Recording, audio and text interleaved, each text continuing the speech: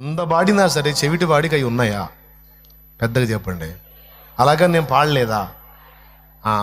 ఎవరు స్వతంత్రించుకున్నారు? చెవులున్న వాళ్ళు స్వతంత్రించుకున్నారు. చెవులు లేనివాడు 100 కాదు 1000 పాడినా స్వతంత్రించుకోలేడు.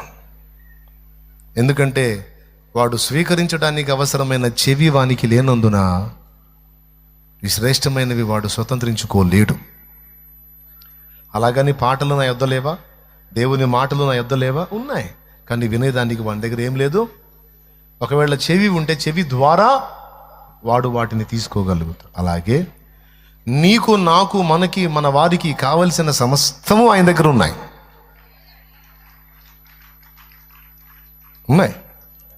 కానీ ఎవరు స్వతంత్రించుకుంటారు? విశ్వాసము అనే చెవి, విశ్వాసము అనే కన్ను, విశ్వాసము అనే చెయ్యి ఉన్నవారు స్వతంత్రించుకుంటారు. దేవుని దగ్గర శక్తి ఉంది, దేవుని దగ్గర బలం ఉంది, దేవుని దగ్గర జ్ఞానం ఉంది, దేవుని దగ్గర ఐడియాలజీ ఉంది.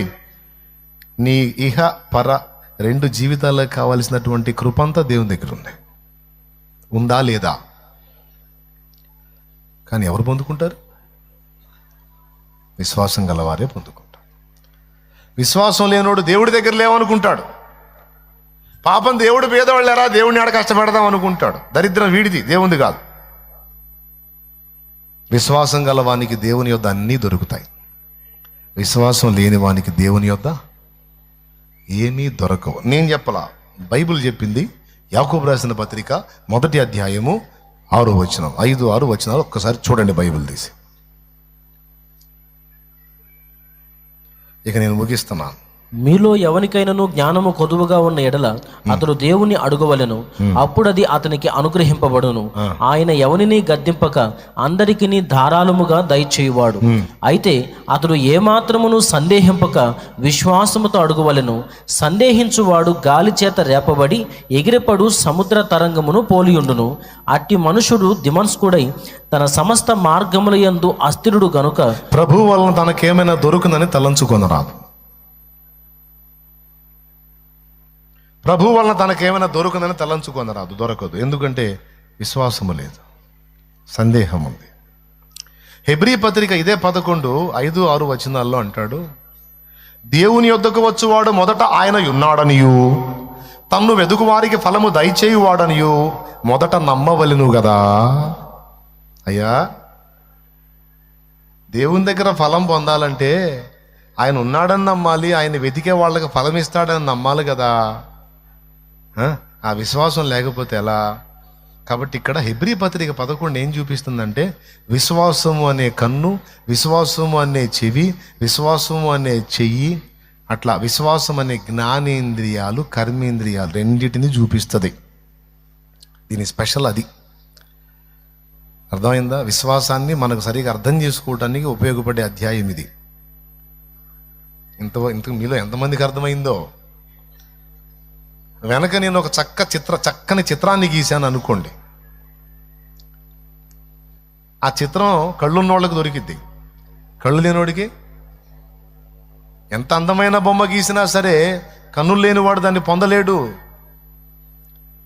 విశ్వాసం అనే చూపు లేకపోతే నీకంతా చీకటే. కానీ విశ్వాసం అనే చూపు నీకుంటే దేవుని దగ్గర అన్నీ కనపడతాయి నీకు.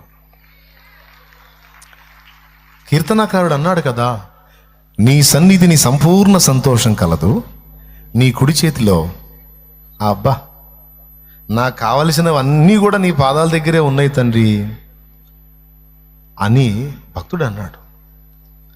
చూశారు, అబ్రహాము విశ్వాసముతో పునాదులు గల పట్టణాన్ని చూశాట.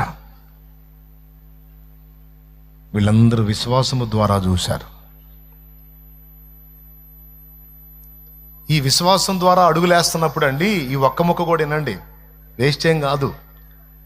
విశ్వాసం ద్వారా అడుగులేస్తున్నప్పుడు అండి, అన్ని అడుగులు నేతిలోనే పడవండి. కొన్ని అడుగులు అగ్నిలో కూడా పడతాయండి. సర్వమని కాలినట్టు ఉంటుందండి. కాలినా కూడా అడుగు వెనక్కి దిగకూడదండి, ముందుకు సాగిపోవాలండి. విశ్వాస యాత్రలో 2 ఉంటాయండి. అర్థమైందని నేను చెప్పింది. కొంతమంది కొన్ని ప్రతికూలతలు ఎదురుగారు. ఫర్ ఎగ్జాంపుల్, మోషే విశ్వాసం గొప్పదా కాదా? ఎంతమంది చెబుతారు? చాలా గొప్పది. కానీ ఏం చేసింది ఆ విశ్వాసం? ఆ ప్రజల్ని బయటికి తీసుకొని రావాలని పాపం విశ్వాసము గలవాడై ఒక్కడిని చంపి ఇసుకలో బూడిచిపెట్టాడు.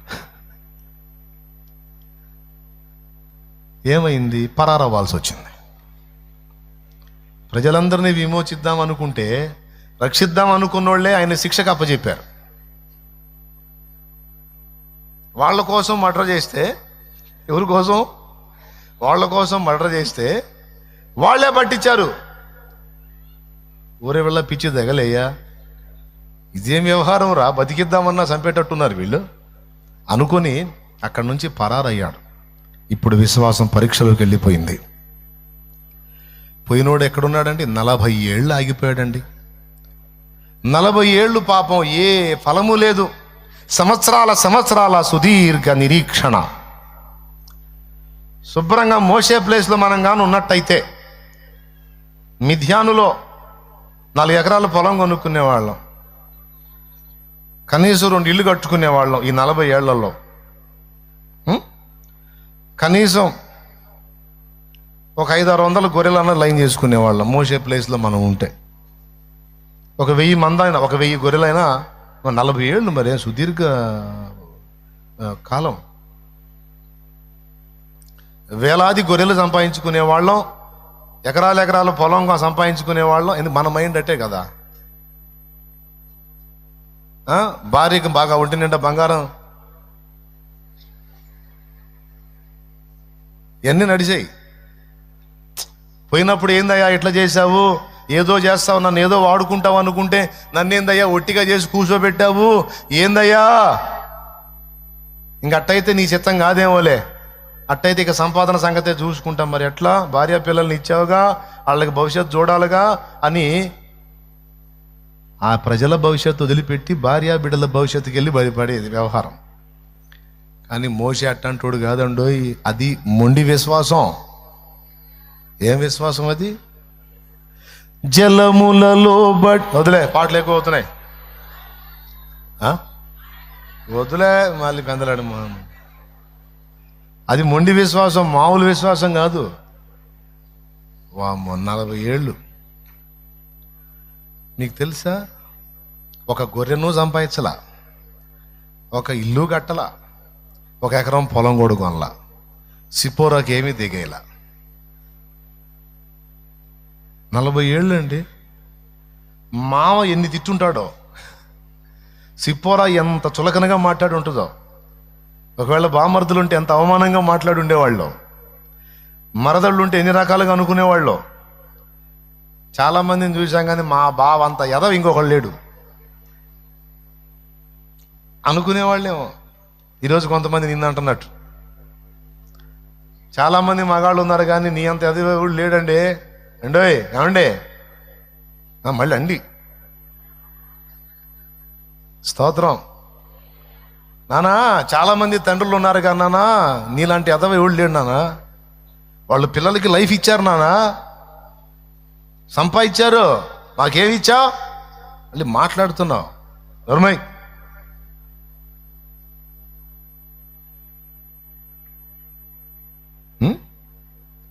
పిల్లలు లెక్క చేయరు, భార్య లెక్క చేయదు, బామర్దులు లెక్క చేయరు, మరదళ్ళు లెక్క చేయరు, అత్త మామలు అసలే లెక్క చేయరు. ఉన్నాళ్లే పనికి మనలాడు. ఏమండి, మీ అల్లుడు ఏం చేస్తాడు? తోలకపోయాడు, మాయే కాస్తున్నాడు.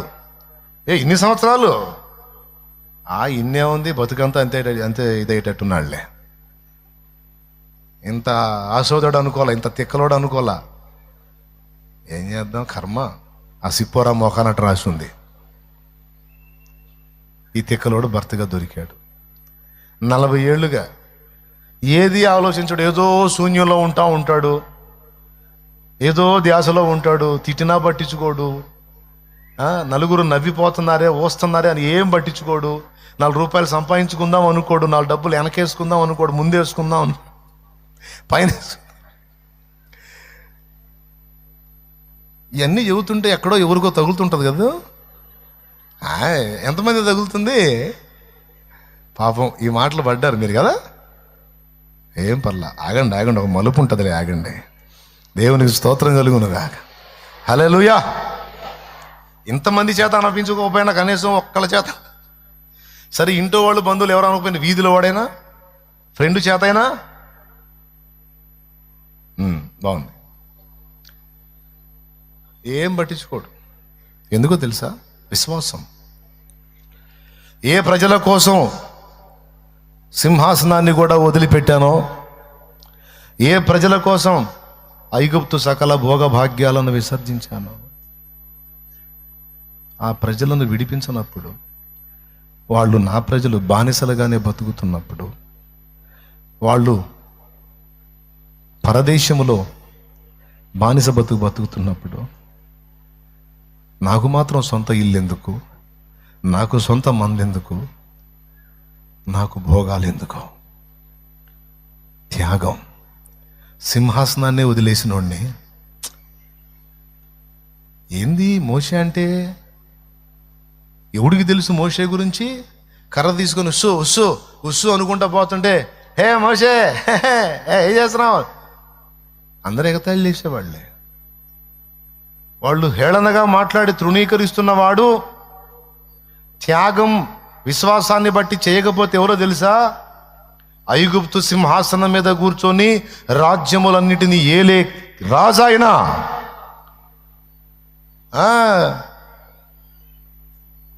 ఆయన్ని అపహాస్యం చేసే వెధవలకు తెలియదుగా ఇది. దేవుడు మనల్ని దీనులుగా ఉంచినప్పుడు ఇంటో చలనోడు కూడా మాట్లాడుతుంటాడు మనల్ని. దేవునికి స్తోత్రం. అప్పచెప్పాడు, స్తోత్రం అనుకోవటమే. విలువలు ఎరగకుండా మాట్లాడతారు. కానీ ఆ మోషే ఏ స్థాయి వ్యక్తి, ఆయన కెపాసిటీ ఏంటి, ఆయన పొజిషన్ ఏంటి? ఆయన కాలుతో తన్ని అవతలకు వచ్చింది ఏంది? ఐగుప్తు అగ్రరాజ్యము దాని యొక్క సింహాసనాన్ని కాలితో తన్ని దిగాడు కిందకి. నాకొద్దు సింహాసనం. ఒకరోజు వచ్చింది, దేవుడు దర్శించాడు. సుదీర్ఘ నిరీక్షణ, విశ్వాసం. ఎంత అగ్ని పరీక్ష. లైఫ్ అంతా అయిపోయింది. 40 ఏళ్ల కాలం. ఈ మోషే లైఫ్ మొత్తం 3 40లు, 2 40లు అయిపోయినాయి. అప్పుడు దర్శించాడు, పిలిచాడు, రా, ఇక సమయం ఆసన్నమైంది, రా.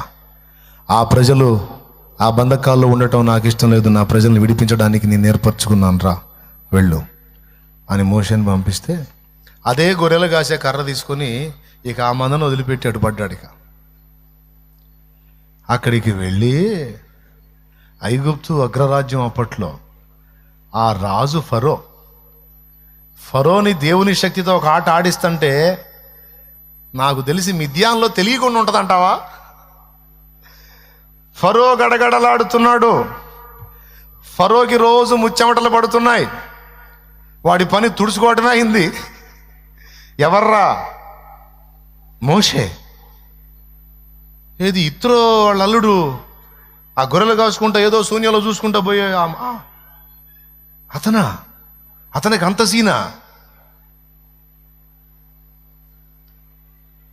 అంత సీనేంది, ఇంకా అంత సీనైనా వచ్చిందిరా. చివరికి ఆ ప్రజలందరినీ బయటికి తీసుకొస్తే లక్షల మంది కాల్బలం.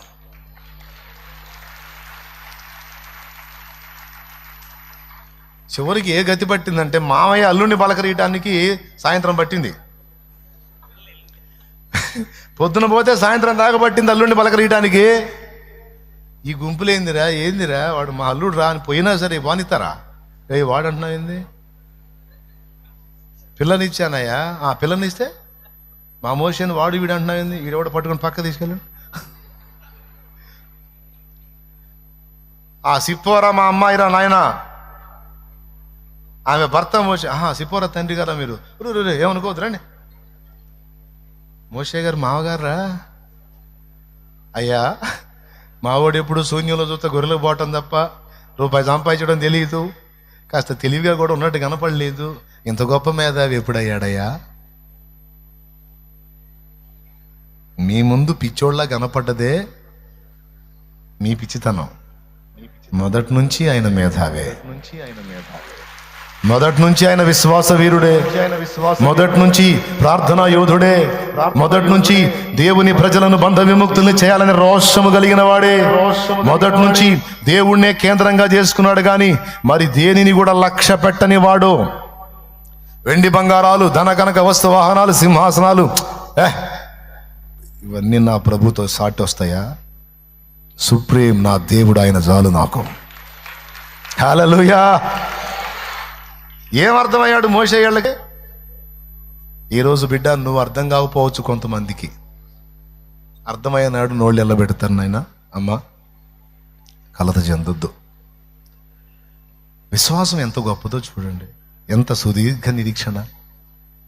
నా దేవుడు దర్శించిన దాకా ఓపిక పడతా, నా దేవుడు నా ఎడల జోక్యం చేసుకున్న దాకా నిరీక్షిస్తా. ఎంతకాలం కూర్చోబెడతాడో కూర్చుంటా, ఎంతకాలం నిందల పాలు చేస్తాడో అనుభవిస్తా, ఎంతకాలం శ్రమ కొలిమిలో ఉంచుతాడో ఆయన చిత్తం. ఆయన చిత్తం నిరీక్షిస్తా, ఎదురు చూస్తా. కానీ ఒక్కటి మాత్రం నమ్ముతున్నా, సుదీర్ఘకాలం అబ్రహాముని పరీక్షించి ఒక దశలో దర్శించాడు, సుదీర్ఘకాలం మోషేని పరీక్షించి ఒక దశలో దర్శించాడు, సుదీర్ఘకాలం ఏబును పరీక్షించి ఒక దశలో దర్శించాడు. అయితే తన కొరకు ఎదురు చూసిన భక్తుల్ని దాటిపోలేదు నా దేవుడు. ఆయన కోసం ఎదురు చూస్తున్న నన్ను కూడా దాటిపోడో. ఆయన నా దాకా వచ్చిన దాకా ఎదురు చూస్తా, ఆయన నా కోసం కదిలిన దాకా ఎదురు చూస్తా. నేను మాత్రం నా ప్రభు మీద విశ్వాసం కోల్పోను, సమస్తము పోయి ఆయన వదిలిపెట్టను. ఇంతమందిని దర్శించిన దేవుడు నన్ను కూడా దర్శిస్తాడు అనే పట్టుబట్టి ఉండు. నా దేవుడు సిగ్గుపరిచే దేవుడు కాదు, తన కోసం ఎదురు చూసేవారిని దాటిపోయేవాడు కాదు. దావీదు కుమారుడు నన్ను దాటిపోకంటే ఆగాడా లేదా? బాగు చేశాడా లేదా? దాటిపోడు. శాలేమన్న ఈ జనాలకు తట్టుకోలేక దాటిపోతాడేమో, పరారవుతాడేమో, ఎందుకంటే దొరికితే ఇంక అయిపోయినట్టే అని తప్పించుకుంటాడు. ఆయన దాటిపోడు.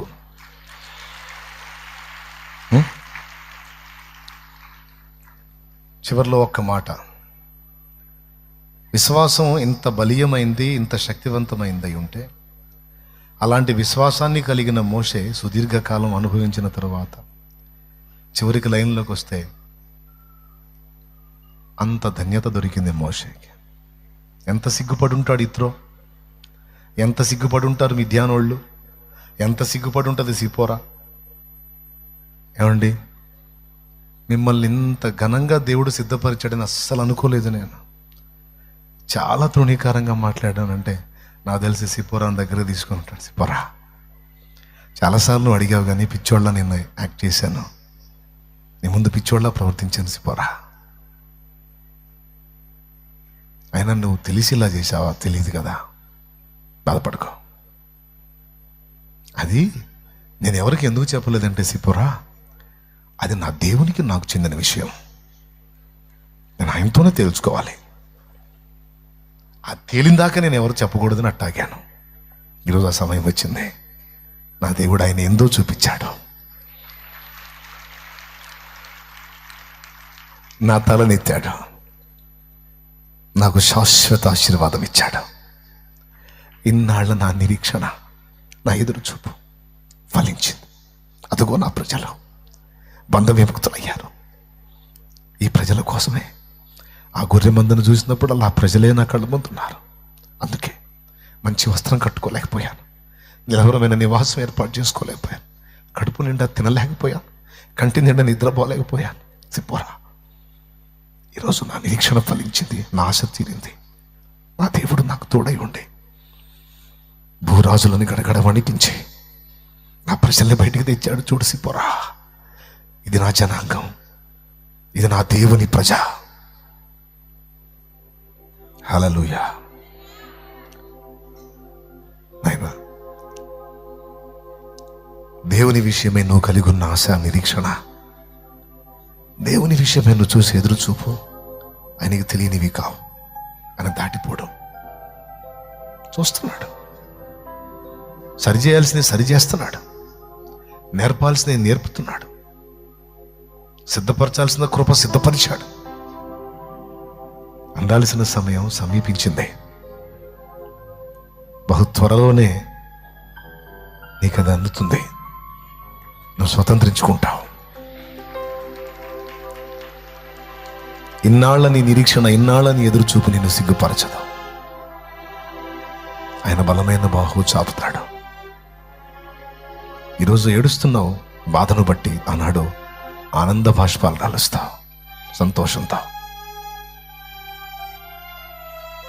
గడిచిపోయిన వాటిని తలంచుకొని పద్దాకలు అక్కడే కూర్చోవాలి. చివరిగా చెప్తున్నాను ఈ మాట. గతించిన గతాన్ని గురించి పదే పదే అనుకొని కొంతమంది అక్కడే కూర్చుంటారు. దేవుడు అంటున్నాడు, విశ్వాసం ఉందా? ఉందయ్యా.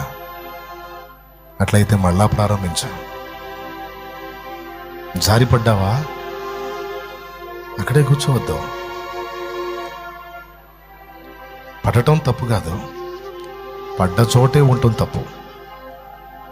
పడటం తప్పు కాదు, అడుగు జారింది పడ్డావు, ఎటుగుడి పడ్డాను కదా ఇంక అక్కడే ఉందామని కూర్చున్నావు చూడు, అది తప్పు. ఓడిపోవటం తప్పు కాదు, ఓటమిలోనే కూర్చుండిపోయావు చూడు, మళ్ళా గెలుపు కోసం ప్రయత్నించకుండా, అది తప్పు. లే, మళ్ళీ పోరాటం ప్రారంభించావు.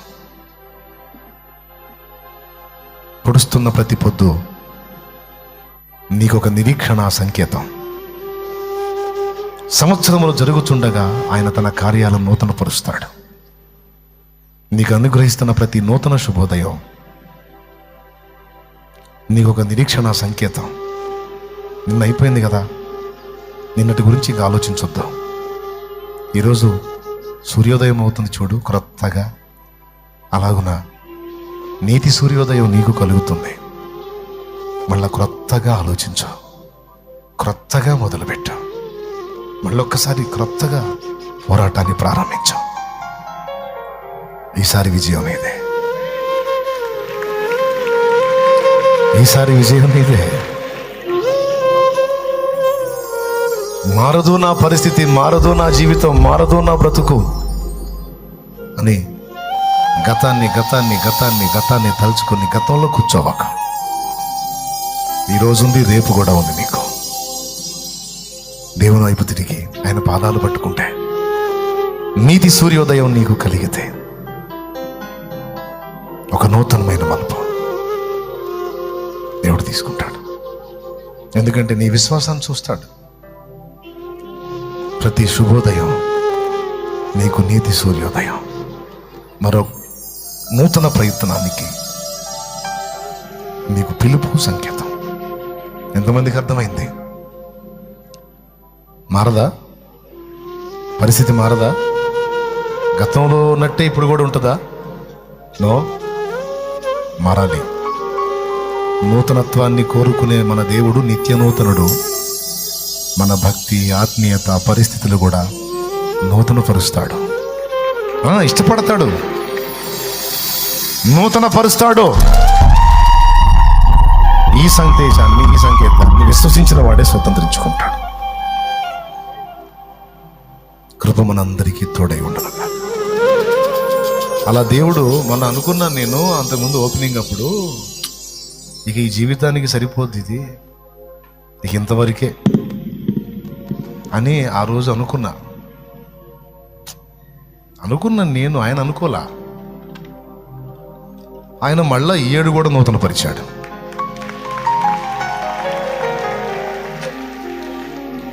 ఇంకా రాబోతున్న సంవత్సరాలు ఇంకా ఇంకా ఏ విధంగా తీసుకెళ్తాడో ఇక అది నా ఊహకు అందదు. అది ఇంకా ఎటెటు తిప్పుతాడో, ఏమేమి మలుపులు తిప్పుతాడో, అసలు ఆయన ప్లాన్ ఏంటో, ఇంకా అసలు ఎంత ప్రణాళిక కలిగి ఉన్నాడో, ఇక అదంతా ఇంకా ఆయన వైపు చూస్తూ సాగుతున్నా. చెప్పు, నిన్నలోనే కూర్చుంటావా? గతాన్నే తలుచుకొని కుమిలిపోయి అక్కడక్కడే గందరగోళం అవుతావా?